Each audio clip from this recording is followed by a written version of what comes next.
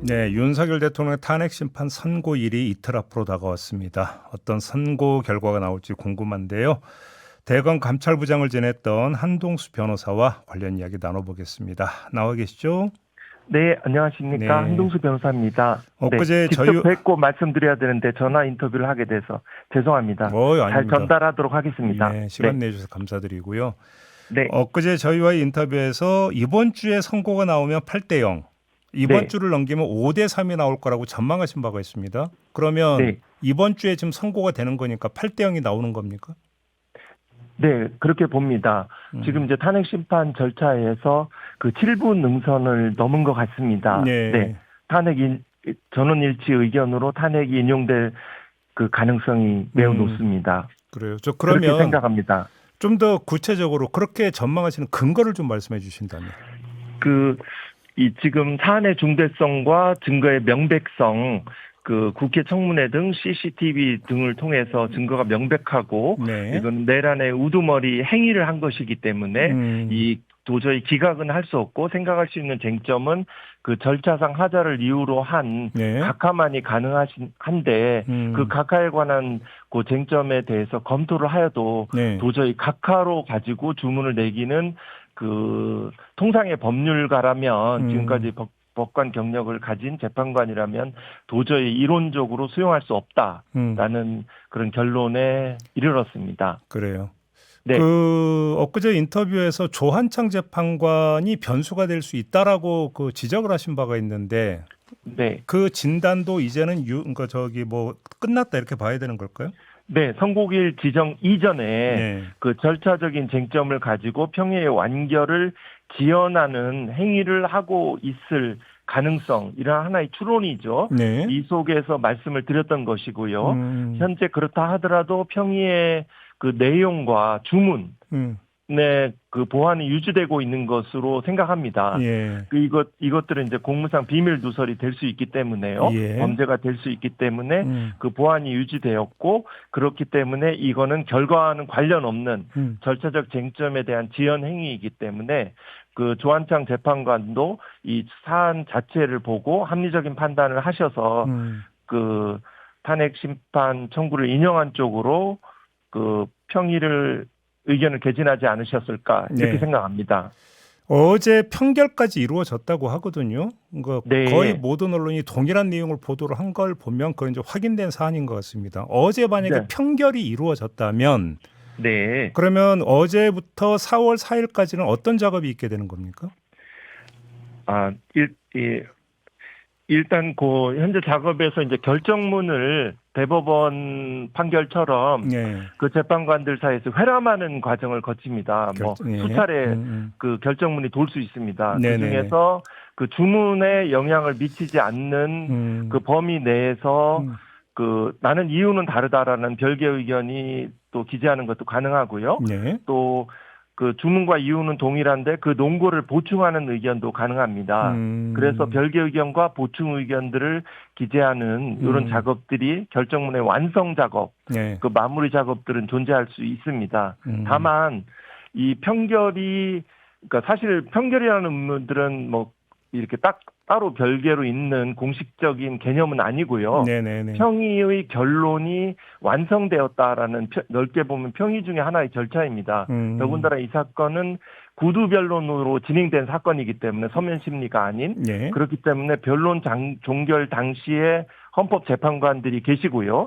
그분들이 선고기를 지정하면서 그 주문이 결정이 음, 되었다라는 형태 그런 중요한 의미를 갖습니다. 그거는 음, 뭐냐면 하나는 이 4월 4일 이전에 헌법재판관에 사고가 날 수도 있잖아요. 네, 이 사고가 나거나 아니면 또 이 서명을 거부하실 수도 있잖아요. 경우에 예, 따라서. 예, 그렇다 하더라도 재판장은 선고를 그대로 할 수 있습니다. 음, 이러저런 이유로 서명 날인 불능하여 음, 서명 날인 거부로 재판장이 서명을 대행한다. 네, 대신하여 이런 결론이 가능하다는 의미가 있고요. 음, 그러니까 그분들이 안전하신 거죠. 어떻게 보면. 음, 무슨 일이 있다 하더라도. 네, 그리고 또 하나는 지금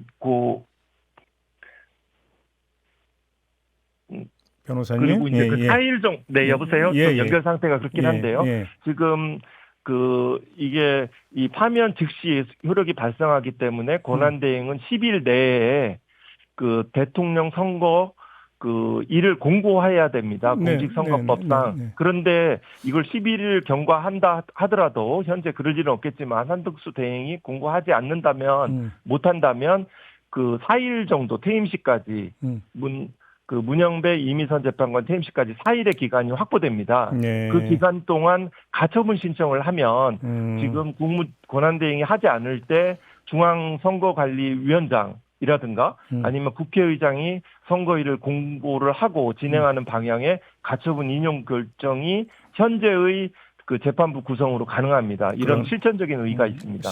시간의 여유를 갖고 있다. 근데 뭐 사실 4일 정도 가능합니다.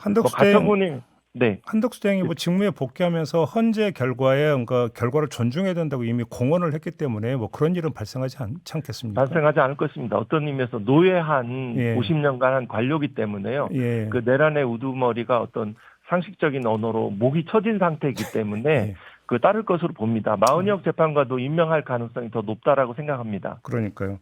지금 선고기일 4월 4일로 잡은 게 어제 평리에서 잡은 건지 아니면 전날 잡은 건지가 약간 모호한 부분은 있습니다만 아무튼 진행 상황을 보면 엊그제 저희와 인터뷰에서 말씀하셨던 하나의 시나리오, 예를 들어서 이게 정의견이 좁혀지지 않으면 소장 권한대행으로서 끊고 선고기를 일방적으로 잡는 시나리오도 있다고 말씀을 주신 바가 있었는데 그런 거는 아니고 합의에 그러니까 도달해서 선고기를 잡았다 이렇게 보면 되는 거겠죠. 네, 그러한 가능성들은 이제 머릿속에 다시 한번 리마인드 되시면서 상기되시면서 제가 헌법재판소 내부 일은 알 수 없습니다만 일종의 어떤 이니셔티브 내지는 이것들이 되지 않았을 때 일부가 선고기일에 반대한다 하더라도 할 수 있는 재판의 고유한 법적 논리와 근거들은 이미 연구 검토가 돼 있지 않으실까 그렇게 생각합니다. 그렇게 이제 봐야 되는 거고요.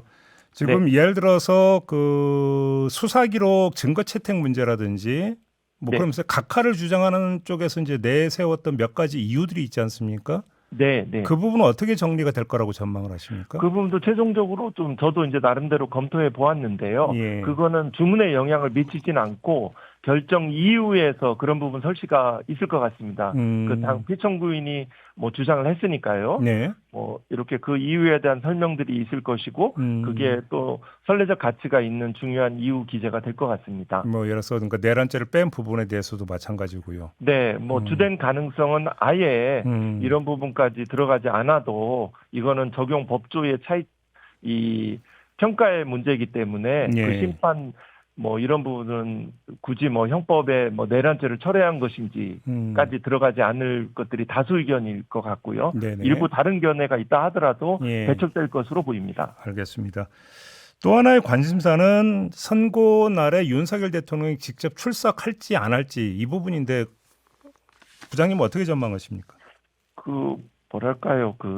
나와서 좋을 것은 없을 것 같습니다. 인용되는 그 현장에서 그 장시간 동안 그렇게 공직에서 쫓겨나는 그런 불명예스러운 장면에 서 있지 않는 형태일 것 같습니다.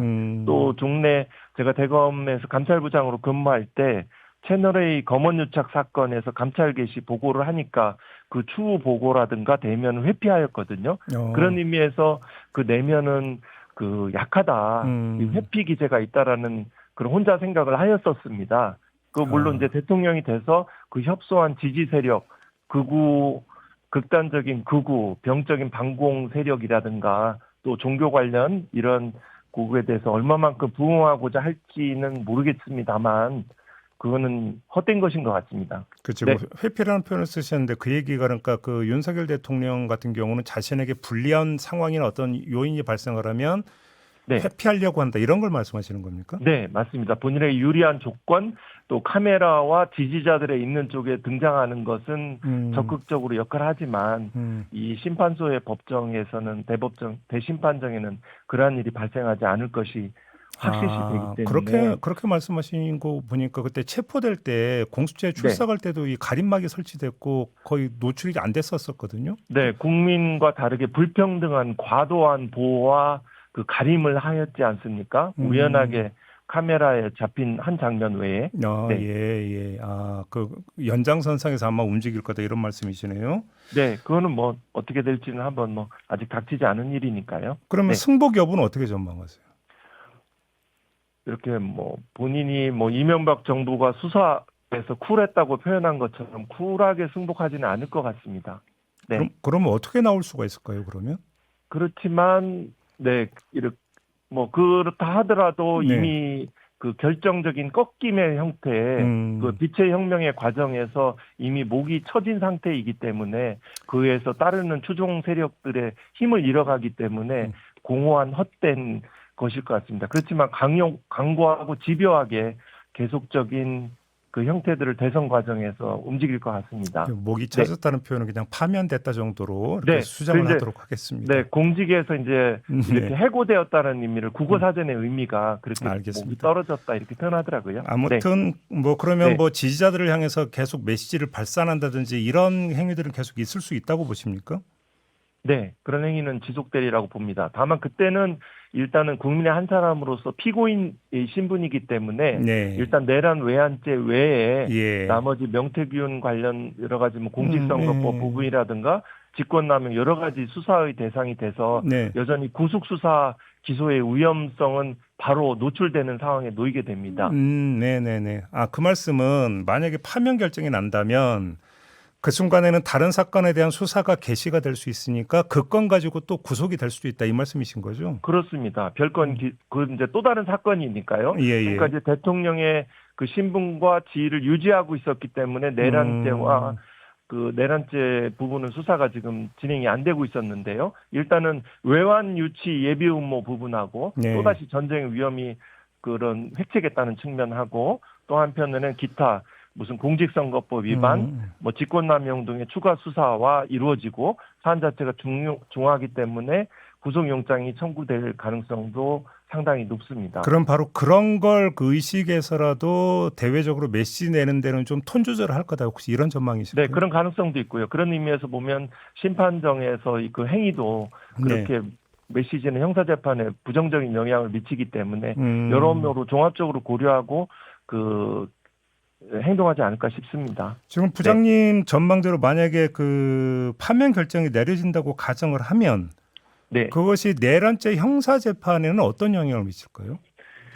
네, 그 가장 중요한 측면은 헌법재판소의 사실 인정은 그 무게감이 큽니다. 굉장히 그 다른 일반 형사재판 등의 그 충돌하지 않기 위해서 그 굉장히 신중하게 8명 전원의 헌법재판관들이 사실 인정을 하였기 때문에 이 사건에서 나온 뭐 예를 들어 국회나 선관위를 무력으로서 침입하였다는 등 뭐 이런 어떤 기본적인 사실관계는 형사재판에도 그대로 상당히 큰 영향을 사실 인정해서 미치리라고 생각됩니다. 예를 들어서 어제 MBC가 또 공개한 CCTV 영상이 있었는데 12월 3일 밤에 707 특임단원들이 뉴스토마토 기자를 체포하려고 케이블 타이까지 꺼냈던 장면이 고스란히 담겨있는 영상이었거든요.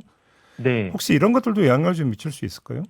그건 이제 형사재판에서 되고요. 이런 부분들은 이제 헌법재판관들은 저는 이렇게 생각합니다. 기본적으로 탄핵소추 사유에 들어간 것들은 어떤 빙산의 일각처럼 검찰의 수사들이 전체적으로 확산되지 않아서 철저하지 못했기 때문에 일부만 드러난 것이고요. 지금 말씀한 결방용 그 케이블 타이 같은 부분도 사실은 존재했으리라는 이렇게 믿습니다. 그런 것들이 제가 뭐 대검에서 근무해 본 경험을 비춰보면 그래서 이런 부분들은 그 훨씬 더 사안의 중대성, 그 제2의 계엄이 일어날 수 있다는 부분들은 그 헌법 수호의 관점에서 심증에 영향을 미치라고 생각합니다. 그 헌재와 관련해서 4월 18일이 되면 문영배, 이미선 두 재판관의 임기가 끝나잖아요. 네, 그렇습니다. 자, 그러면 한덕수 대행이 그 두 명의 후임을 임명을 해야 되느냐 말아야 되느냐가 또 정치권에 논란이 되고 있는데 어떻게 풀어야 된다고 생각하십니까? 네, 이 부분은 일단은 제 가능성이 높은 거는 바로 즉시 파면 선고 즉시 하는 행태는 하지 않겠지만 약간의 뭐 이런 모양과 갖춘 후에 그 임명하리라고 생각합니다. 한덕수 권한 대행이. 그렇게 전망하세요? 네, 그렇게 해결될 가능성이 의외로 있지 않을까 이렇게 생각합니다. 부당하고 위법하고 그걸 하지 않으면 직무유기의 범죄가 되니까요. 그러면 마은혁 재판관은 그때 그러니까 토탈 패키지로 그때 같이 임명하려고 할까요? 혹시 그러면? 지금 제가 약간 전화상이어서 좀 착오한 것 같은데요. 네. 그 후임은 임명하지 않을 겁니다. 제가 지금 말씀하신 건 잠깐 착오인데 지금 말씀하신 건 마은혁 재판관 얘기고 임명 부분이고요. 예. 그 문영배 이민서 재판관은 그 새로운 대통령이 그 권한을 행사하지 않을 것으로 그럴 가능성이 더 높다라고 생각합니다. 제가 전화상이어서 죄송합니다. 잘못 전달될 뻔했네요. 알겠습니다. 네. 그 대검 감찰부장을 지내셨기 때문에 요 질문 하나 좀 드리고 마무리할게요. 그 심우정 검찰총장 딸 그 채용 특혜 의혹이 불거졌지 않습니까? 네. 이 문제 어떻게 풀어야 된다고 생각하십니까? 상당히 심우정 검찰총장이 위험한 상황에 놓여 있고요. 네. 그리고 이런 부분들은 그 철저한 수사, 검찰의 고질적인 병폐 중에 하나인 그 제19 감싸기 등 수사권을 독점하고 있다는 이유로 이런 부분들은 그 현재 지체되거나 수사가 안 되고 있을 것인데요. 네. 이런 부분들은 그 새로운 정부가 들어서면 또 특검이든 이런 형태로 해서 검찰이 스스로 하지 못한다면 이런 형태의 개입들이 돼서 그 사회 공정이 실현되는 이런 과정으로 나아가리라고 생각합니다. 형식상 감찰 사유는 되는 겁니까? 안 되는 겁니까? 됩니다. 됩니까? 네, 이 감찰 사유는 비위가 있고요. 예. 그 비위가 이제 여러 가지 검찰의 여러 가지 신뢰를 떨어뜨리는 행위잖아요. 수장이기 때문에. 예. 그리고 이런 부분들에 대해서 조사가 필요하죠. 네. 그게 설령 대상자가 검찰총장이라 하더라도 감찰 사유는 된다 이런 말씀이신 거고. 네, 대상자는 다 됩니다. 그리고 검찰총장은 그 대검 감찰부가 지금 감찰부장도 공석이 있고 작동하지 않지만 실은 없습니다. 독립된 위치를 가지는 감찰부서가 없지만 이거에 개입할 수 없습니다. 감찰 방해가 됩니다. 독립적으로 이제 감찰을 할 수 있다. 이론상으로는. 이론상으로 가능한데 그런 부서와 그 사람이 없습니다. 참. 알겠습니다. 자, 오늘 말씀 여기까지 들을게요. 고맙습니다. 네, 감사합니다. 네, 한동수 전 대검 감찰부장이었습니다.